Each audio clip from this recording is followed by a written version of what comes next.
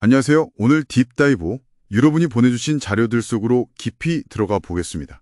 주제는 바로 K방산, 한국 방위산업입니다.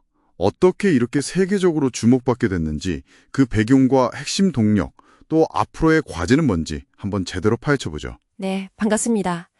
특히 그 2017년에서 2021년 사이 수출 증가율이 엄청났죠. 177%면 세계 8위 수출국으로 단숨에 뛰어오른 거니까요. 이게 그냥 된 건 아닐 테고 그 이면을 들여다보는 게 이번 딥다이브의 미션이 아닐까 싶습니다. 맞습니다. 정말 놀라운 성장인데 그 배경, 뭐부터 짚어봐야 할까요? 단순히 운이 좋았다 이렇게만 볼 수는 없을 것 같은데요? 그렇죠. 뭐 여러 요인이 있겠지만 큰 그림부터 보면 러시아 우크라이나 전쟁이나 또 미중 갈등 같은 거 이런 지정학적 긴장 때문에 전 세계적으로 국방비를 늘리는 추세였어요. 이게 K방산에 되는 아주 큰 기회였죠. 기회가 왔을 때 잡는 게 중요하잖아요. K방산은 뭘로 그 기회를 잡았을까요? 그게 핵심인데요. 바로 품질, 비용, 그리고 속도. 이 세 가지를 딱 제시한 거죠. 특히 속도, 그러니까 납기요. 이게 기존 서방 업체들이 좀 따라오기 힘든 부분이었거든요. 그 부분을 K방산이 제대로 파고든 겁니다. 정부 역할도 빼놓을 수 없을 것 같은데요. 첨단 전력 건설과 방산 수출 확대의 선순환, 이걸 아예 국정과제로 내세웠으니까요. 정확합니다. 이게 그냥 말로만 그런 게 아니고요. 실제 정부 지원이 강력하게 뒷받침됐습니다. 기업 입장에서는 이게 안정적인 내수 시장도 되고 또 큰 계약을 할 때 위험 부담을 덜어주는 뭐랄까 든든한 배경이 되는 거죠. 그럼 수출 실적 좀 더 자세히 볼까요? 2022년에 173억 달러로 정점을 찍었는데 작년, 그러니까 2024년 잠정치는 95억 달러, 목표였던 200억 달러에는 좀 못 미쳤네요. 네, 그게 주로 폴란드하고 K2전차 2차 계약이 좀 늦어졌기 때문이에요. 이런 방산 계약은 워낙 덩치가 크다 보니까 한두 건 계약 시점에 따라서 연간 실적이 확확 변동할 수 있거든요. 그래서 이걸 뭐 일시적인 숨고르기 정도로 볼 수 있고요. 정부 목표는 올해 2025년에 240억 달러니까 다시 반등을 기대하는 거죠. 주요 수출 품목이나 국가들을 보면 K방산의 힘을 더 느낄 수 있을 것 같습니다. K9 자주포, K2 전차, FA50 경공격기.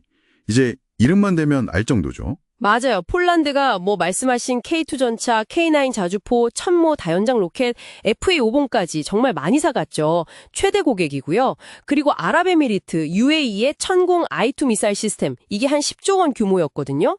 중동 시장도 아주 중요합니다. 그 외에도 이집트, 동남아, 인도 여러 나라에 수출하고 있고 지상무기부터 항공기, 미사일, 심지어 함정까지 포트폴리오가 굉장히 다양하다는 게 또 강점이죠. 이런 성과 뒤에는 역시 기업들이 있겠죠. 흔히 비포라고 부르는 한화에어로스페이스, 한국항공우주산업, KAI, 현대로템, LIG넥스원, 이 네 곳의 역할이 클 텐데요. 네, 이 네 회사의 작년 합산 영업이익이 사상 처음으로 2조 원 넘을 걸로 예상됩니다. 그만큼 수출이 잘 됐다는 거죠. 수익성이 좋아졌어요. 다만 기업별로 재무 상태는 좀 차이가 있어요. 특히 부채 비율 같은 거요. 이건 좀 자세히 들여다볼 필요는 있습니다. KAI나 LIG넥스원은 조금 높은 편이고 현대로템은 뭐 개선되는 추세고요. 수주 잔고가 거의 100조 원에 육박한다는 것도 인상 깊습니다.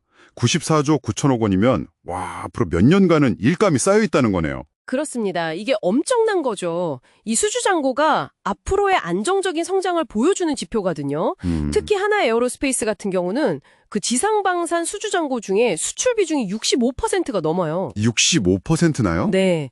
이건 이제 K방산이 단순히 내수형이 아니라 수출 중심 산업으로 체질이 바뀌고 있다는 걸 딱 보여주는 거죠. 그럼 K방산의 가장 강력한 무기, 경쟁 우위는 역시 신속한 납기, 이걸까요? 여러 자료에서 계속 강조되던데요. 네, 핵심을 보셨네요. 폴란드 대통령도 극찬했잖아요. 품질 좋고 가격도 괜찮은데 납기를 진짜 빨리 맞춘다. 이게 경쟁국들은 따라오기 힘든 K방산만의 강력한 무기입니다. 실제로 K2 전차 처음 보낼 때 몇 달이나 앞당겨서 보냈으니까요. 대단하네요. 그렇죠. 여기 아까 말씀드린 정부의 체계적인 지원까지 더해지니까 시너지가 나는 거고요. 반대로 그럼 앞으로 K방산이 좀 조심해야 할 부분, 잠재적인 위험 요인 같은 건 뭐가 있을까요? 몇 가지 생각해 볼 수 있겠네요. 우선 특정 국가, 그러니까 폴란드에 대한 수출 의존도가 좀 높다는 점, 이건 다변화가 필요하겠죠. 그리고 인공지능이나 첨단 센서 같은 핵심 기술들, 아직 일부는 해외 기술에 의존하고 있거든요. 이걸 국산화하는 게 술제고요. 기술 자립이 중요하겠군요. 네. 또 국제 정세는 언제든 변할 수 있으니까 지정학적 리스크도 항상 있고, 아까 잠깐 언급했던 일부 기업의 재무 건전성 문제도 간과할 순 없죠. 그리고 무기 수출 규모가 커지면서 혹시 벌어질 수 있는 윤리적 문제에 대한 관리, 이것도 점점 중요해질 겁니다. 이런 도전들을 넘어서 계속 성장하려면 어떤 전략이 필요할까요? 결국은 두 가지 같아요. 기술 자립이란 시장 다변화, AI 무인 시스템, 더 나아가서 우주 방산 같은 미래 기술 있잖아요. 여기에 R&D 투자를 확 늘려서 우리 기술로 만들어야 하고요. 동시에 수출 시장도 지금 중동, 아시아 외에 아프리카나 중남미 같은 새로운 곳으로 계속 넓혀가야 합니다. 그리고 단순히 무기만 파는 게 아니라 현지 생산이나 기술 이전, 교육 훈련, 후속 지원까지 다 묶어서 포괄적 패키지로 제공하는 능력, 이게 앞으로 더 중요해질 겁니다. 네, 오늘 K방산의 현재와 미래에 대해 정말 깊이 있는 이야기 나눠봤습니다. 정리해보면 지정학적 기회를 품질, 가격, 속도, 특히 그 신속 납기라는 무기로 잘 잡아서 세계적인 플레이어가 됐지만 앞으로 계속 성장하려면 기술 자립, 시장 다변화, 또 여러 잠재적 위험 관리라는 숙제를 풀어야 하는 상황이군요. 맞습니다. 자, 여기서 마지막으로 여러분께 한번 이런 질문을 던져보고 싶네요. K방산이 단순히 무기만 파는 게 아니라 기술 이전이나 현지 생산 같은 이런 포괄적 패키지 전략을 더 강화한다고 했잖아요. 이게 장기적으로 봤을 때 우리나라의 외교적인 위치나 국제사회에서 영향력에 과연 어떤 변화를 가져올까요?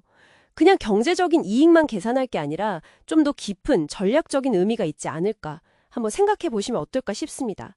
이게 앞으로 K방산을 지켜볼 때 아주 흥미로운 포인트가 될 겁니다.